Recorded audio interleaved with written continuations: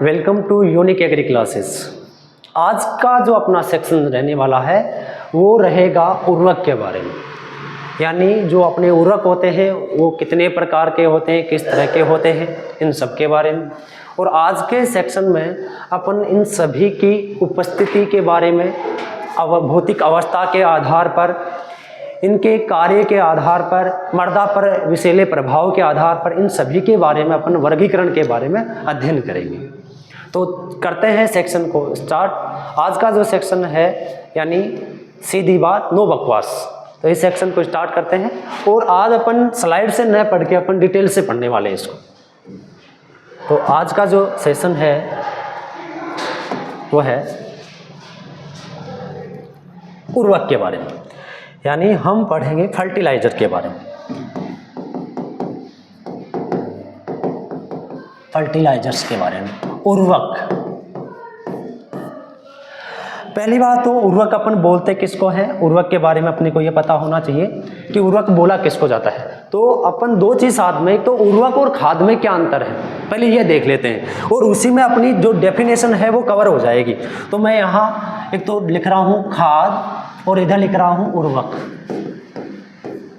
उर्वरक और खाद में क्या क्या अंतर है, सबसे पहले ये जो खाद होती है वो कार्बनिक होती है। खाद क्या होती है, कार्बनिक। इसके साथ ही ये क्या होते हैं, इनमें जीवांश पदार्थ होता है, जीवांश पदार्थ होता है, और ये प्राकृतिक रूप से प्राप्त होती है।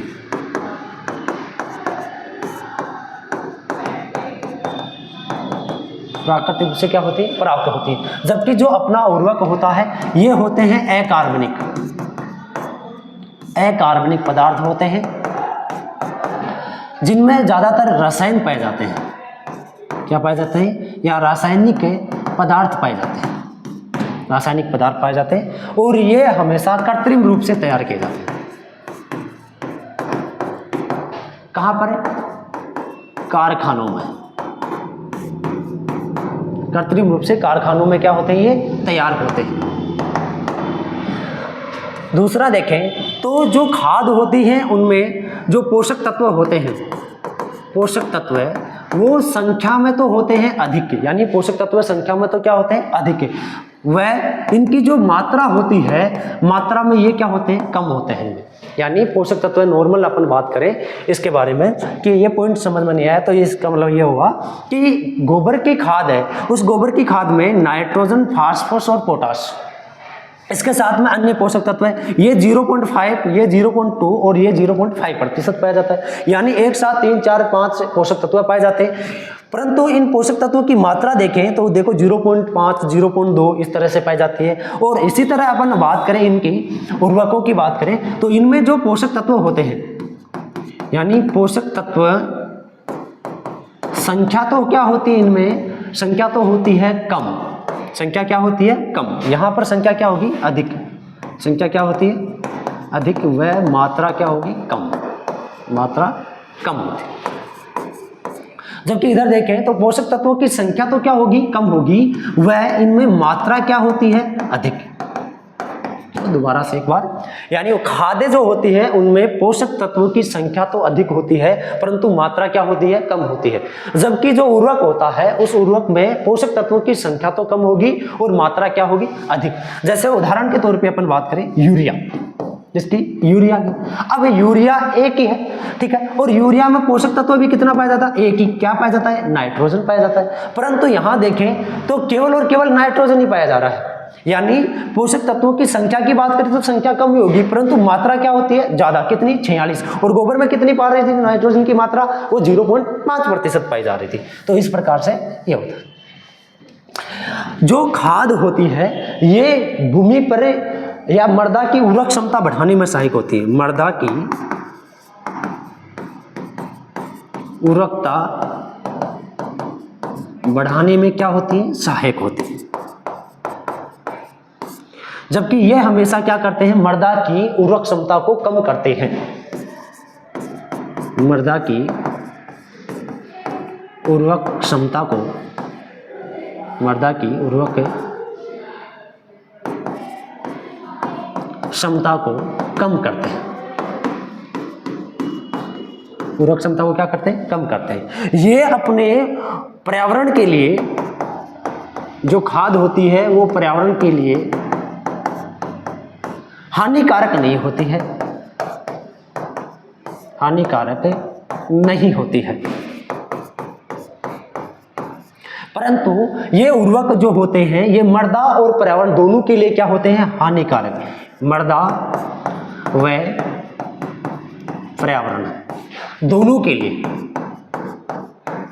के लिए क्या होते हैं, हानिकारक, क्या होते हैं, हानिकारक होते हैं। उदाहरण की बात करें, एग्जाम्पल की बात करें कि एग्जाम्पल कौन कौन से आएंगे, जैसे एग्जाम्पल कौन कौन से हैं इनमें, तो यहाँ अपन बात करेंगे जैसे FYM यानी गोबर की खाद, इसके साथ में वर्मी कंपोस्ट और जो खलियाँ होती हैं वो सारी इसमें शामिल होंगी। और यहाँ पर एग्जाम्पल की बात करें तो जैसे अपने यूरिया है, ठीक है, यूरिया नहीं DAP है, SSP है, ठीक है, MOP है, ये सारे के सारे क्या आते हैं, उर्वरक आते हैं। तो ये होती है उर्वरक। तो उर्वरक की डेफिनेशन भी यही बन जाती है कि ऐसे अकार्बनिक पदार्थ जो रासायनों द्वारा कृत्रिम रूप से कारखानों में तैयार किए जाते हैं वो क्या कहलाते हैं, उर्वरक कहलाते हैं, जिनमें खादों की अपेक्षा पोषक तत्वों की मात्रा क्या होती है, ज्यादा, संख्या नहीं होगी, क्या होगी, मात्रा क्या होती है, अधिक होती है, वो अपने क्या कहलाते हैं, उर्वरक कहलाते हैं। चलते हैं अगली स्लाइड पे। अगली स्लाइड में अपन देखेंगे कि जो अपने उर्वरक होते हैं ये उर्वरकों का वर्गीकरण किस हिसाब से है। तो उर्वरक का वर्गीकरण, उर्वरकों का वर्गीकरण अपने को पता होना चाहिए। वर्गीकरण किस हिसाब से आता है, तो पहला अलग अलग भागों में बांटा गया है। इसका जो पहला वर्गीकरण है, ठीक है, यानी इसका जो पहला वर्गीकरण है ये सांद्रता के आधार पर है या संगठन के आधार पर।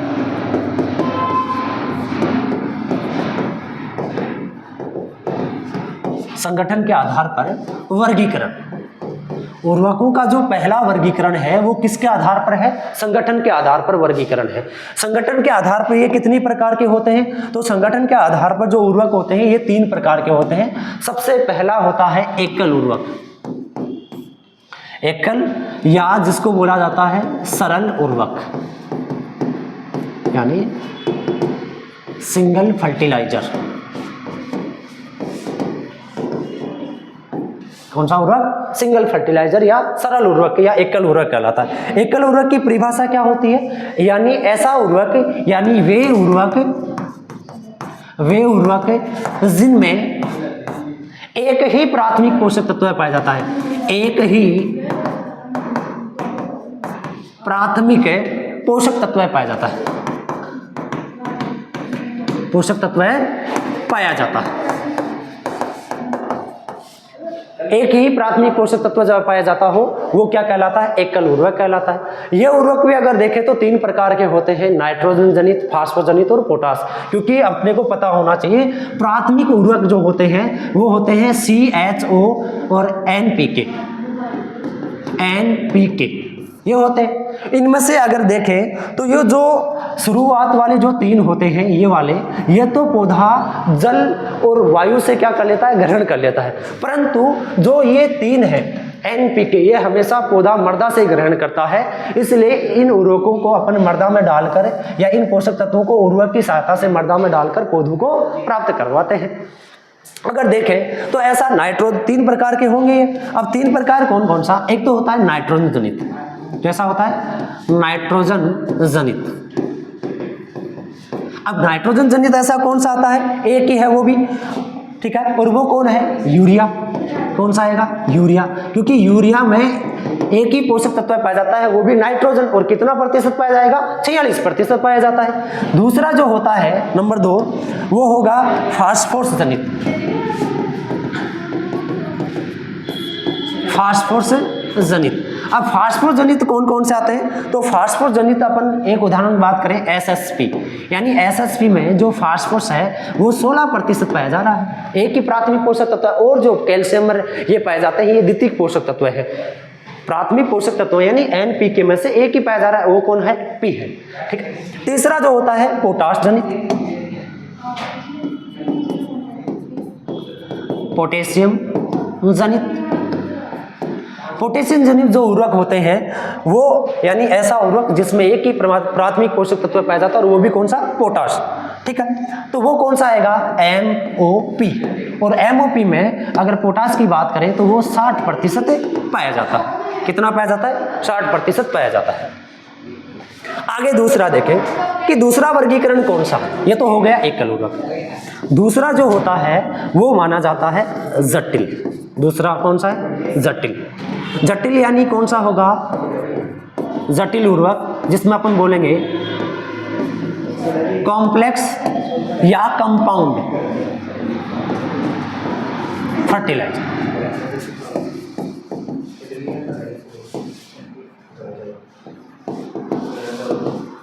फर्टिलाइजर्स कौन सा होगा? जटिल या कॉम्प्लेक्स या कंपाउंड फर्टिलाइजर। अब जटिल या इसको क्या बोलेंगे? इसमें क्या होगा कि इसके अंतर्गत वे उर्वरक जो शामिल होते हैं जिसमें तीनों प्राथमिक पोषक तत्व रासायनिक रूप से जुड़े होते हैं। देखो इसमें तो एक ही उर्वरक था, यानी तीनों प्राथमिक पोषक तत्वों में एक ही प्राथमिक पोषक तत्व था, और इसमें कितने होंगे कि वे उर्वरक जिनमें सभी बोल दो या तीनों बोल देते हैं, या वे उर्वरक जिनमें NPK तीन, कौन से तीनों केस में आएंगे? प्राथमिक में आते हैं, प्राथमिक पोषक तत्व। NPK तत्व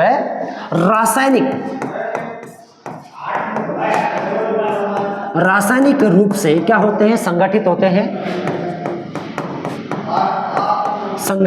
हैं, रासायनिक रूप से संगठित होते हैं, तो वो क्या कहलाता है? जटिल उर्वरक कहलाता है। उदाहरण के तौर पे यानी तीनों आ जाएंगे। ठीक है, अब तीनों आ जाएंगे, इसको भी दो भागों में बांटा गया। अब दो भाग कौन कौन से इसके? एक तो भाग है इसका पहला, एक तो होता है जटिल, वो अपूर्ण जटिल। एक तो कैसा होगा? अपूर्ण जटिल। ठीक है, अपूर्ण जटिल में क्या होगा? अपूर्ण जटिल में यह कहता है कि इसके अंतर्गत पोषक तत्व जो होते हैं, प्राथमिक पोषक तत्व, वो केवल और केवल दो ही होंगे। कितने होंगे? दो। वे उर्वरक जिनमें दो ही प्राथमिक पोषक तत्व क्या हो? उपस्थित हो। ठीक है, वे उर्वरक जिनमें दो ही प्राथमिक पोषक तत्व क्या हो? उपस्थित हो। जैसे उदाहरण के तौर पे अपन बोलेंगे DAP। ठीक है, अब DAP में क्या क्या है? DAP में दो है, एक तो होता है नाइट्रोजन, एक होता है फास्फोरस। अब नाइट्रोजन पाया जाता है इसमें 18% और फास्फोरस पाया जाता है 46%। तो ये किसकी श्रेणी में रखा जाएगा? अपूर्ण जटिल की श्रेणी में रखा जाएगा। देखो इस स्लाइड के अंतर्गत अपन पढ़ रहे हैं उर्वरक का वर्गीकरण। उर्वरक का वर्गीकरण संगठक के आधार पर है, और संगठन के आधार पर उर्वरक दो प्रकार के होते हैं। एक तो तीन प्रकार के होते हैं वैसे, एकल उर्वरक, जटिल उर्वरक, और एक होता है मिश्रित उर्वरक। सबसे पहला जटिल उर्वरक, इसको सरल भी बोला जाता है यानी सिंगल फर्टिलाइजर। वे उर्वरक जिनमें एक ही प्राथमिक पोषक तत्व क्या होता है? उपस्थित होता है, वो क्या कहलाते हैं? सारे सरल या जटिल उर्वरक कहलाते हैं। इनको भी तीन भागों में बांटा गया है। फिर आगे चलकर नंबर 1 पर किसको? नाइट्रोजन जनित, नंबर 2 पर फास्फोरस जनित, और नंबर 3 पर पोटेशियम जनित। ठीक है, यूरिया जो आता है संगठन के आधार पर एकल उर्वरक आता है, SSB वैसा आता है, एकल उर्वरक आता है, और MOP भी एकल उर्वरक की श्रेणी में आता है। अब आगे देखें जटिल उर्वरक। जटिल उर्वरक वे उर्वरक जिनमें तीनों प्राथमिक पोषक तत्व किस रूप में जुड़े हो? रासायनिक रूप में। ये बात ध्यान में रखनी है अपने को, रासायनिक रूप से जुड़े होंगे, ये संगठित होंगे, तो वो अपना क्या कहलाता है? जटिल उर्वरक कहलाता है। ठीक है, अब जटिल उर्वरक दो प्रकार का होता है। एक तो होता है अपूर्ण जटिल। अपूर्ण जटिल में यानी तीनों नहीं हो, दो ही हो। ठीक है, तीनों न होकर कितने हो? दो ही। या अपन यहां पर ऐसे भी बोल सकते हैं कि जिसमें NPK तीनों में या दो या दो से अधिक पोषक तत्व शामिल हो, ऐसे भी बोल सकते हैं। ठीक है, तो जिसमें 2 ही पाए जाते हैं वो क्या कहलाएगा? अपूर्ण जटिल कहलाएगा। उदाहरण के तौर पे डीएपी। अगली स्लाइड में अपन देखते हैं पूर्ण जटिल। इसी का ही दूसरा जो आता है, इसी का दूसरा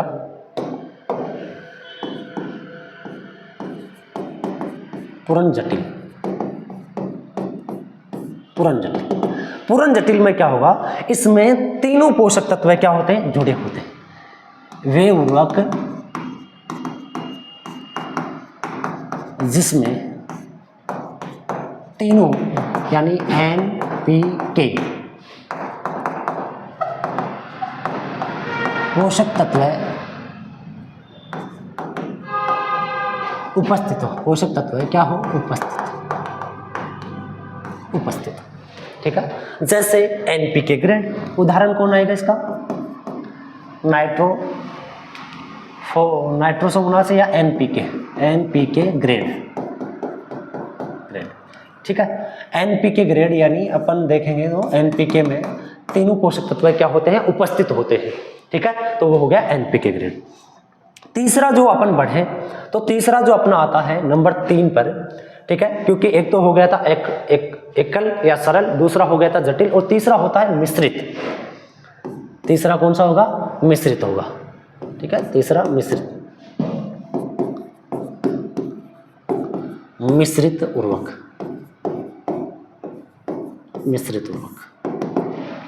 मिश्रित उर्वरक किसको बोला जाता है? देखो, जटिल उर्वरक और मिश्रित उर्वरक में एक ही फर्क है कि जटिल जो उर्वरक होते हैं वो रासायनिक रूप से जुड़े होते हैं और ये होते हैं भौतिक रूप से मिश्रण। यानी वे उर्वरक या ऐसा उर्वरक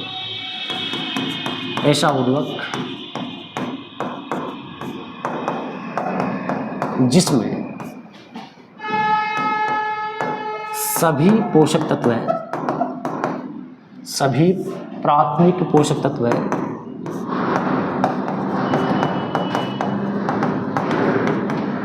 निश्चित अनुपात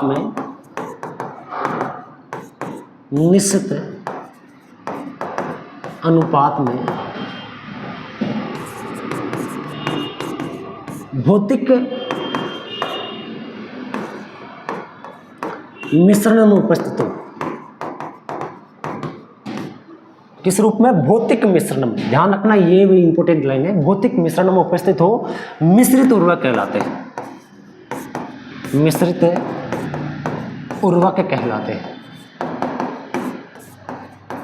ठीक है, क्या कहलाते हैं? मिश्रित उर्वरक कहलाते हैं। जैसे आप ये लाइन कैसे समझो? इसका मतलब ये हुआ कि अपने पास में कोई एक पात्र है। ठीक है, उस पात्र में अपन ने क्या किए कि पहले अपन ने सबसे पहले अपन ने क्या किया कि उसमें MOP मिला दिया। ये पहला जो अपन है MOP है, और ये अपन ने मिला दिया उसमें यूरिया। क्या मिला दिया? यूरिया। और तीसरा अपन ने जैसे मानो एक और उर्वरक लिया और ये इस रूप में, इन दानों के रूप में मिला दिया, उसमें अपन ने SSP। यानी जो पीलापन है वो तो दर्शा रहा है MOP को, ये और जो ये वाला है ये दर्शा रहा है SSP को, और ये वाला दर्शा रहा है यूरिया को। ठीक है, अब तीनों भौतिक रूप से अपने को दिखाई दे रहे हैं और एक निश्चित अनुपात में है, तो ये इस प्रकार का अपने को क्या कहलाएगा? मिश्रित उर्वरक कहलाएगा। परंतु जटिल में अपने को दिखाई नहीं देता। वो एक घोल आता है, पाउडर आता है, उस पाउडर में या चूर्ण आता है, उसमें अपने को पता नहीं चलता कि इनमें कौन सा नाइट्रोजन है, कौन सा फास्फोरस है, कौन सा अपना पोटाश है। तीनों का मिश्रण समान होता है, समान रूप से अपने को दिखाई देता है, तो उसमें अपन पहचान नहीं कर सकते हैं। और वो एक रासायनिक रूप से जुड़े होते हैं, जबकि ये कैसे होते हैं? भौतिक रूप से जुड़े रहते हैं। ये वर्गीकरण संगठन के आधार पर वर्गीकरण था। दूसरा वर्गीकरण देखें तो दूसरा जो वर्गीकरण होता है नंबर 2, ठीक है, नंबर दो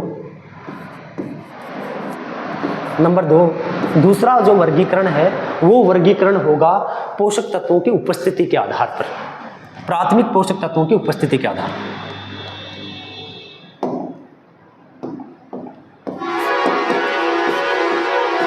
प्राथमिक पोषक तत्वों की उपस्थिति के आधार पर, उपस्थिति या अपन बोलेंगे मात्रा के आधार पर। पोषक तत्वों की उपस्थिति और मात्रा के आधार पर जो उर्वरक होते हैं, ये उर्वरक होते हैं दो प्रकार के। सबसे पहला जो होता है निम्न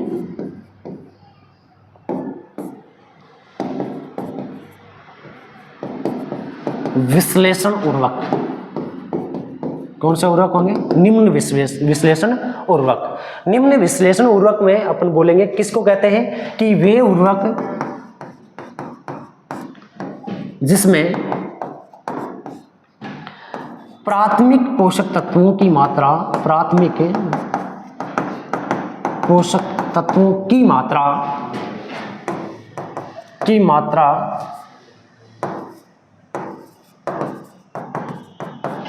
25% से क्या हो?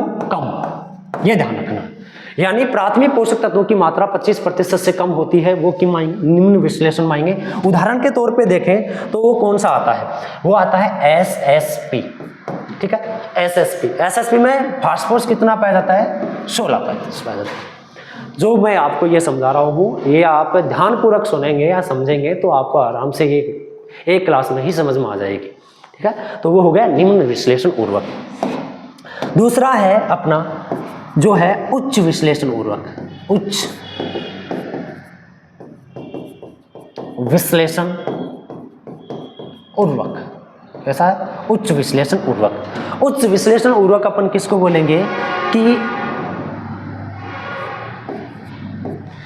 उच्च विश्लेषण उर्वरक उनको बोलेंगे हाई एनालिसिस फर्टिलाइजर।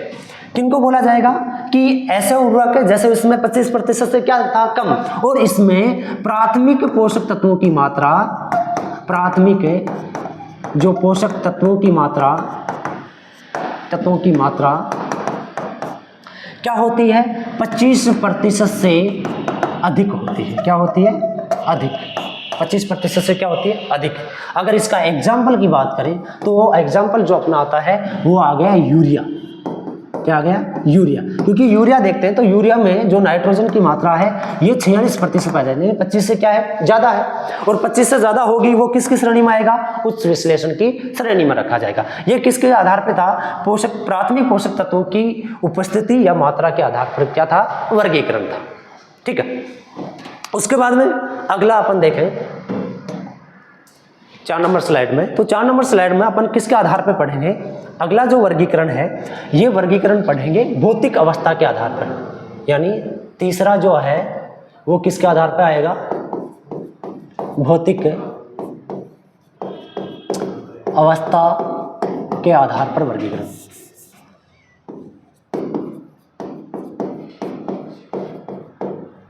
भौतिक अवस्था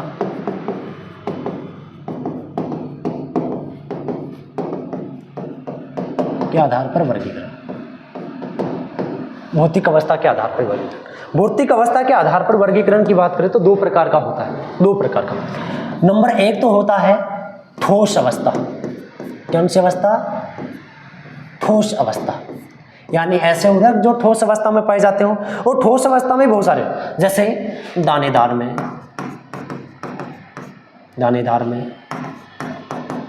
कणाकार में, क्रिस्टल में और चूर्ण में। ठीक है, इस तरह से। तो दानेदार रूप में अपन बोलेंगे भाई साहब यूरिया। कणाकार में भी कौन होता है? यूरिया और DAP। ठीक है, क्रिस्टल के रूप में अमोनियम सल्फेट या अमोनियम फॉस्फेट, अमोनियम फॉस्फेट, और चूर्ण में जैसे जिप्सम। तो ये किसके रूप में हो गया? ठोस के रूप में हो गया। दूसरा जो आता है वो आता है द्रव्य या तरल अवस्था। उर्वरक कौन सी अवस्था में होते हैं? तरल अवस्था में होते हैं। एक और ध्यान में रखना है कि जो इंपॉर्टेंट बात यह है कि जो किसान ज़्यादा है, किसान ठोस अवस्था का अधिक प्रयोग करते हैं। ठोस अवस्था का क्या करते हैं? अधिक प्रयोग। पहली बात है ये। दूसरी कि ठोस अवस्था के साथ में अगर देखें तो ये किसके रूप में? दानों के रूप में छिड़काव किया जाता है। दानों के रूप में मृदा में क्या करेंगे, छिड़काव। मृदा में क्या किया जाता है, इनका छिड़काव। ये दोनों ही बातें किसके लिए, ठोस के लिए। अगला आता है तरल। तरल में जो होता है ये भी दो प्रकार के होते हैं तरल, जिसमें सबसे पहला जो है ये आता है स्पष्ट।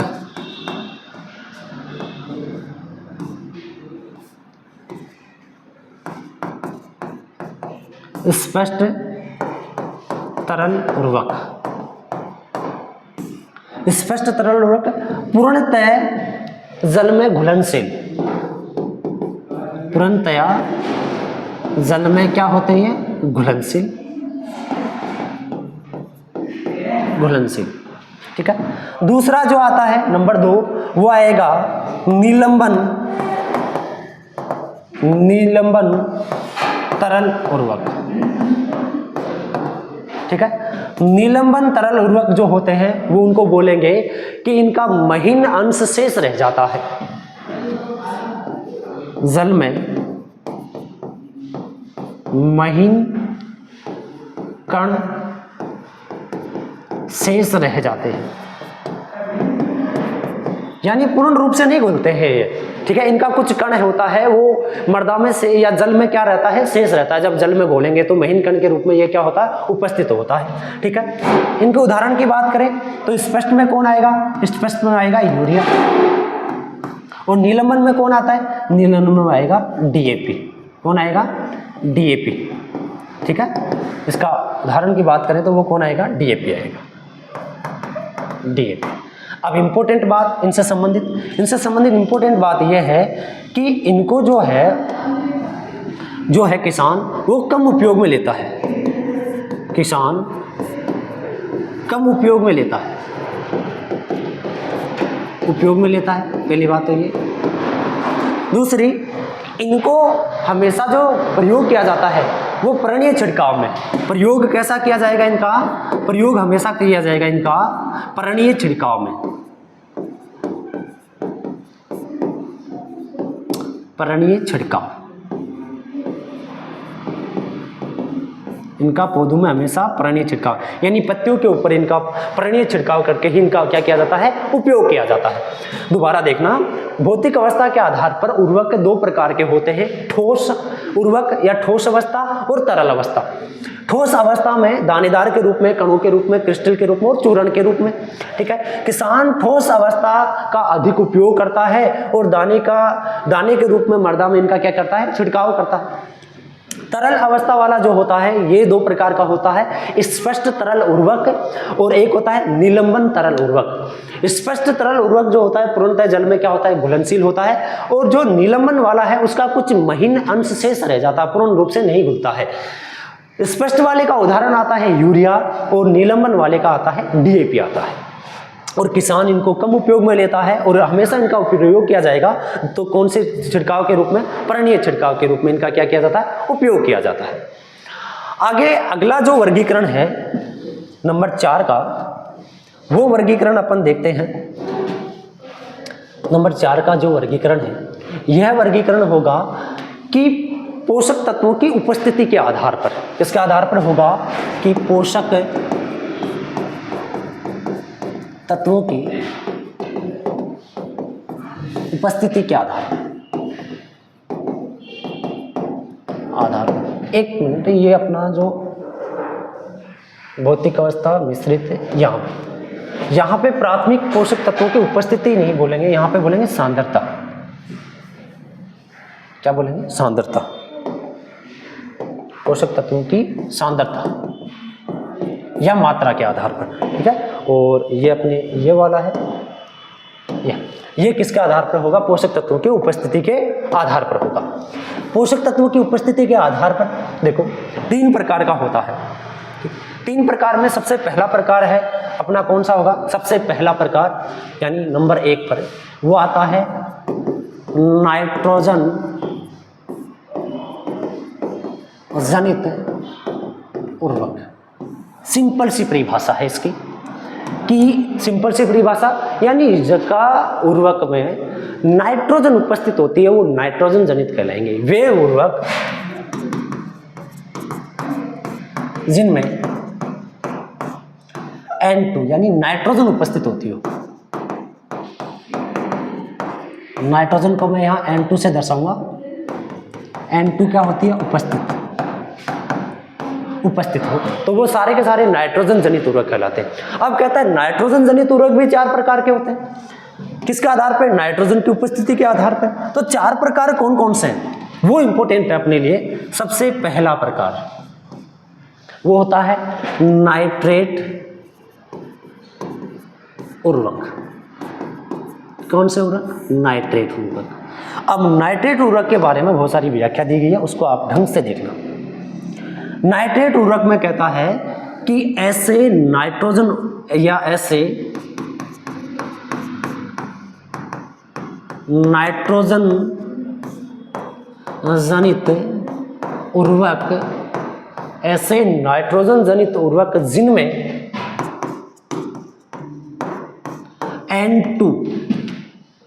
N2 जो होती है वो किस NO3- के रूप में पाई जाती है, अब यहां पे NO3 का मान अर्थ होता है नाइट्रेट। क्या होता है? नाइट्रेट। ठीक है। दूसरा पॉइंट हमेशा जब भी पढ़ते हैं, मृदा में नाइट्रेट जो होता है अधिक गतिशील होता है, इस कारण इस अवस्था में रहता है। तो NO3- मृदा में क्या होता है? अधिक गतिशील। क्या होता है? अधिक गतिशील होता है। ये हमेशा इस उर्वरक का प्रयोग करेंगे या यह उर्वरक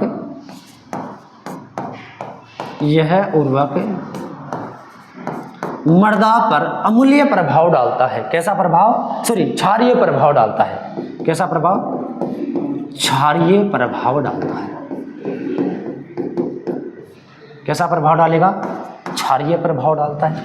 तीसरा इसमें यह इंपॉर्टेंट है कि ये जो उर्वरक होता है, इस उर्वरक में जो नाइट्रोजन होती है उसका निच्छालन अधिक होता है। इसके उपयोग से N2 यानी नाइट्रोजन का निच्छालन या लीचिंग अधिक होती है। निच्छालन या लीचिंग क्या होती है? अधिक होती है। अब और कौन सा आता है ऐसा? एग्जाम्पल पूछिए। पहली बात तो आप ये समझ लेना लीचिंग किसको बोलते हैं। अब लीचिंग का अर्थ होता है, जैसे मान लो अपने यहाँ पर उदाहरण के तौर पे ये अपनी भूमि की ऊपरी परत थी। इस ऊपरी परत पर यहाँ नीचे की जो सतह थी, यहाँ पर कुछ पोषक तत्व थे। क्या थे? पोषक तत्व थे।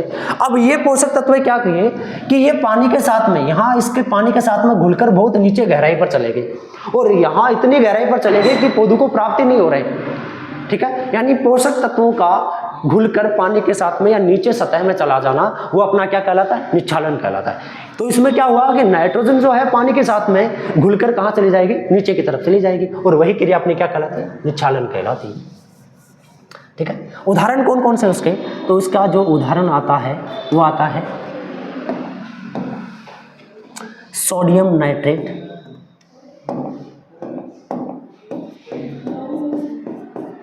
सोडियम नाइट्रेट,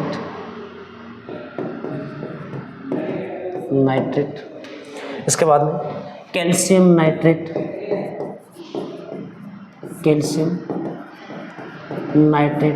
उसके बाद में पोटेशियम नाइट्रेट,